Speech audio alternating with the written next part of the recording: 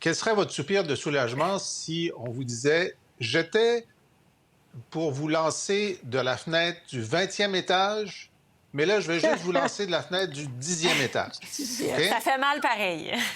Quelle est la hauteur de votre soulagement? Parce que 25 de tarifs sur l'aluminium et sur l'acier, ça, c'est très dur pour nous. 25 de tarifs sur les automobiles qui sont entrés en vigueur à minuit hier soir, sauf les composantes américaines. C'est-à-dire qu'il y a des pièces américaines qui arrivent dans le sud de l'Ontario, ils les mettent dans les voitures canadiennes, ils renvoient. Alors, ça veut dire que les spécialistes ont calculé que le vrai tarif était de 12,5 compte tenu de l'ampleur des pièces américaines ou canadiennes dans les voitures qu'on fabrique. Alors, 12 c'est moins pire que 25, mais la marge de profit est de 6. Alors, 12, c'est le double de 6. Et donc, tu ne peux pas faire de profit avec ces tarifs-là. Et c'est pour ça que Stellantis annonce une pause. Il y avait le président de l'Association des pièces de voitures hier disait, en plus, vous ne vous rendez pas compte que puisque les importateurs doivent débourser à partir de ce matin la somme des tarifs, ils n'avaient pas prévu ça dans leur liquidité. Ils vont avoir une crise de liquidité d'ici 2 semaines. Alors donc, les fermetures vont commencer à s'installer d'ici 2 semaines pendant la campagne électorale. Alors, tu sais, on va se souvenir de ce jour comme le jour où on pensait que ça ferait encore plus mal, mais on n'avait pas encore réalisé la douleur qu'on aurait avec ce qui avait déjà été annoncé. Et comme le dit M. Carney depuis hier, ben, ils n'ont pas fini d'annoncer des tarifs sur le bois d'œuvre, sur les produits pharmaceutiques. Ça fait partie de leur stratégie. Alors écoutez, et ça, c'est sans compter la récession mondiale. Ah oui, bon, écoutez, vous allez être juste malade à moitié, mais tous les membres de votre famille vont être malades à 100 Ça va finir par nous toucher. Et si on a une genre de récession mondiale, finalement, ça va venir chez nous éventuellement. Là. Ça va augmenter le coût des produits. Puis, Exactement, exactement. Donc, c'est une journée terrible. C'est une journée toxique dans l'histoire des relations commerciales internationales. D'ailleurs, les chiffres qui ont été montrés hier par M. Trump sont complètement farfelus. Il calcule des choses comme étant des barrières commerciales qui n'en sont pas. Dont tous les produits, par exemple, européens sont taxés de la même façon qu'ils soient américains, coréens ou français. Ah, mais lui, il dit, nous, on ne devrait pas. Ça fait qu'on vous le charge. Je veux dire, on sait même pas, on voit même pas comment on va réussir à négocier de façon sérieuse avec un interlocuteur qui part d'une position tellement absurde. Et hier, j'entendais M. Bresson, le secrétaire au Trésor, qui est le plus modéré d'entre eux, qui expliquait, écoutez, nous, immédiatement, 10 sur tous les produits du monde, ça nous fait 300 milliards de revenus par année. On en a absolument besoin pour financer nos baisses d'impôts. Alors, c'est ça. en attendant de récupérer... Débrouillez-vous. Exact. En attendant de récupérer Dimitri avec nous, je vous cède la parole, Michel, parce qu'on a la riposte canadienne. Il fallait vraiment que ce soit mesuré parce que si c'est une riposte trop forte, ça aurait pu envenimer la situation, créer une escalade. Là, est-ce que c'est assez fort? Est-ce que vous trouvez que c'est équilibré? C'est une première étape. Puis c'est une première étape qui, effectivement, est équilibrée au sens où on ne veut pas nuire davantage à... Par exemple, c'est bien que M. Carney exclue les pièces d'auto parce que souvent, les pièces d'auto, ce sont des plus petites entreprises, mais qui les fabriquent. Et donc, il faut protéger ce qu'on a. Et pour moi, ce n'est qu'une première étape. Parce que M. Carney, ce matin, a beaucoup insisté sur cette fameuse renégociation d'une entente globale économique et de sécurité. On aura d'autres occasions de parler du volet sécurité.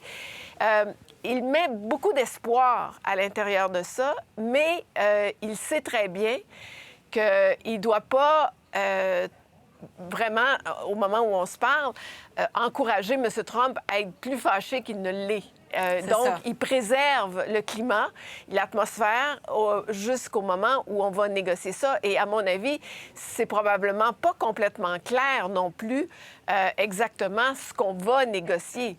Et là où M. Carney fait preuve de prudence aussi, puis c'est pour ça qu'il nous prévient qu'il y aura d'autres tarifs sur le bois d'œuvre, d'autres tarifs sur les semi-conducteurs, sur les produits pharmaceutiques. Alors, en homme prudent, il dit on va attendre. De toute façon, on est en campagne électorale. De toute façon, ça se fait pas avant le mois de mai. Donc, il y a beaucoup de choses qui vont se passer aux États-Unis, au Canada et dans le reste du monde aussi, parce que le reste du monde va répliquer, le reste du monde va riposter. Et je les trouve aussi, le reste du monde, assez prudents aujourd'hui. Vous allez me dire, ça fait pas 24 heures, c'est vrai. Les marchés sont en chute libre. Les marchés plongent, ouais. Les marchés plongent, ça parle. Mais est-ce que les marchés vont plonger demain, après-demain, la semaine prochaine? Alors, effectivement, dans ces situations-là, la sagesse commande qu'on soit équilibré, comme dit M. Carney, mais modéré, et qu'on attende un peu de voir quelles seront les réactions. Par contre, il avait promis, et ça, c'était aussi les attentes des Canadiens, d'avoir une riposte rapide au sens modéré du terme. C'est-à-dire que là, il impose sur les voitures importées des États-Unis qui sont importées des États-Unis. Donc, pour moi, et je n'ai pas les chiffres sur ce que ça représente, mais ça demeure, parce qu'on a beaucoup de voitures européennes au Canada, plus même proportionnellement de notre population qu'aux États-Unis. Donc, ça demeure une réponse, une volonté, une fermeté, mais où on s'attend à ce qu'il y ait du développement dans les prochains jours, dans les prochaines semaines.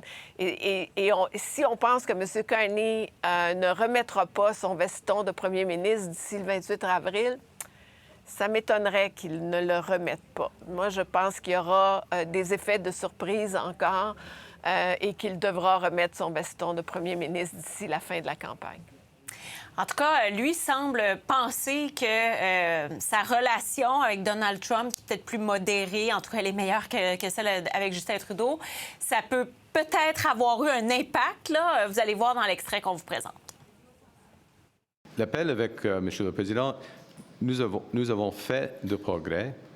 On peut le voir avec le résultat par rapport aux tarifs réciproques. Nous avons eu le meilleur accord d'une série de mauvais accords. Françoise, est-ce que vous êtes d'accord avec ça? Est-ce que vraiment c'est se donner du crédit par rapport à l'appel qu'il y a eu entre les deux?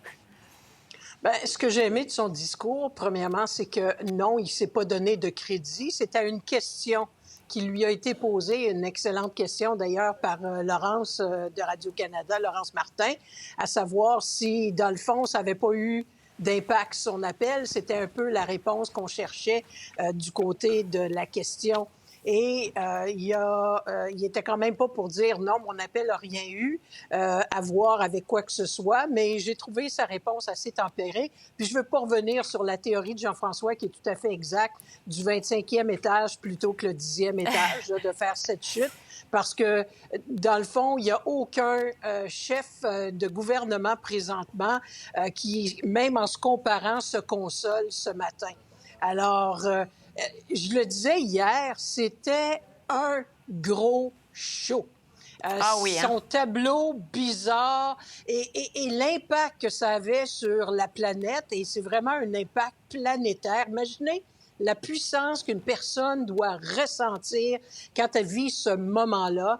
Et son parterre a fait cette annonce parce qu'on parle de libération. Donc, on est là dans le jardin des roses de la Maison-Blanche pour faire l'annonce. Ils sont chanceux. Moi, je priais un peu pour de la pluie. Malheureusement, ça ne s'est pas produit parce que ça peut changer un peu le look. Mais tout son cabinet qui était là, puis qui appuyait comme des bons phoques là, qui font juste appuyer quand c'est le temps de taper des mains. Son secrétaire à l'économie, l'ethnique qui tenait le tableau ici et là. La casquette qu'il donne aux travailleurs, c'était incroyable, là, ce qu'on voyait. Exactement. Pour voir nos émissions en entier, rendez-vous sur la chaîne Ici RDI.